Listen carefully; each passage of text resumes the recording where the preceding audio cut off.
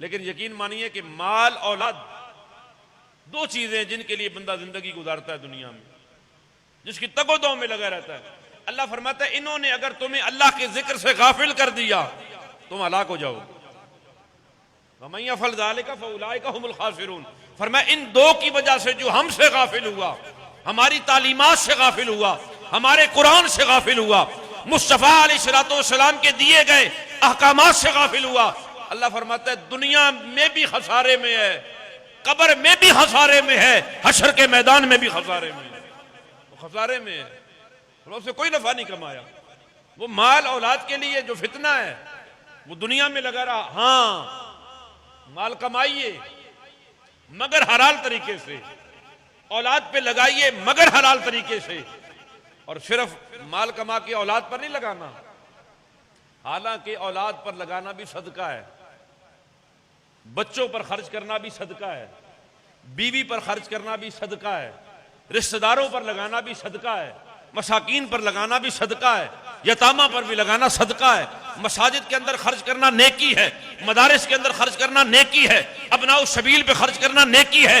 Jail के अंदर कैद शुदा कैदियों की अगर उनके ऊपर जुर्माने हैं तो उनके जुर्माने अदा करके उनकी कैदों को कम करा देना यह भी सदका है। अब देखिए ना, एक मुजरिम बंद है जेल के अंदर, उसकी सजा खत्म हो गई मगर जुर्माना भी है।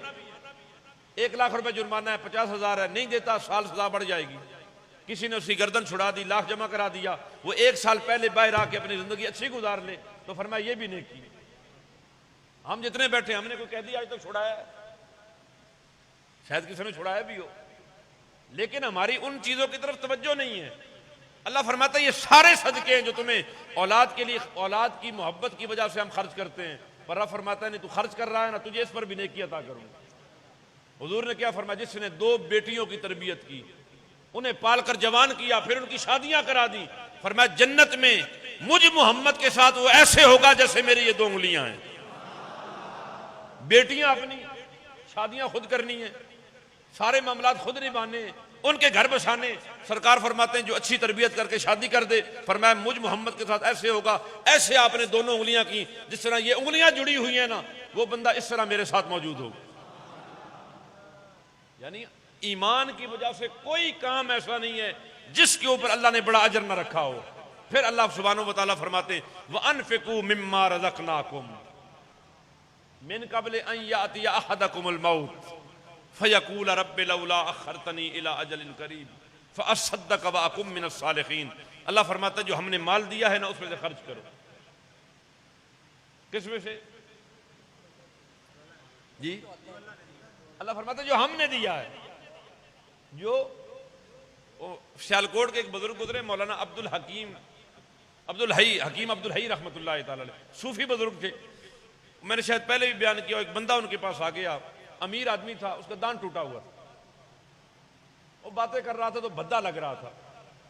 हकीम साहब सुनते रहे, थोड़ी देर बाद फरमाया कि इतने अमीर आदमी हो दांत ही लगवा लो। उसे गुस्सा भी आ गया, भी मेरी इंसल्ट हो गई है, दांत नहीं है। तो वो सीधा उठा लाहौर चला गया।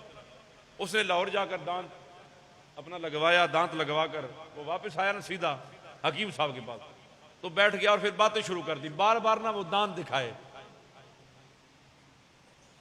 वो बार बार वो दांत दिखाए, तो काफी बातें करता रहा। तो हकीम साहब ने फरमाया मुझे पता है तू दांत लगवा के आ गया। उसने कहा जी बिल्कुल लाहौर से लगवाया, 1000 रुपए का लगा है। वो जो डेंटिस्ट है ना वो लंदन से पढ़ के आया है, उसके बाद जदीद मशीनरी है, ऐसा उसका वो मैं जो जहां पे वो दांत का क्या कहते हैं उसे जी क्लिनिक उसका है, तो वो तारीफें पे तारीफें आप सुनते रहे। आधा घंटा गुजरा, आपने फरमाया एक लगवाया है 1000 रुपए का, आधा घंटा हो गया तारीफें की जा रहा है। जिसने तेरे मुंह में 32 लगाए हैं, पैसे भी नहीं लिए, फ्री लगाए हैं, और ऐसे लगाए मजबूत लगा दिए कि तुझे लज्जत भी आती है, खाता भी है। वो पीसते भी हैं, अखरोट भी तोड़ देते हैं, बादाम भी तोड़ देते हैं, हिलते नहीं है। जो लगवा के आया ना, जरा सी कोई सख्त चीज मुंह में डाल तो ये अपनी जगह से हिल जाएगा। एक लगवा के आया, आधा घंटा हो गया तारीफें किए जाता है। जिसने 32 लगाए ना, कभी आधा घंटा बैठ के उसका नाम भी ले लिया कर।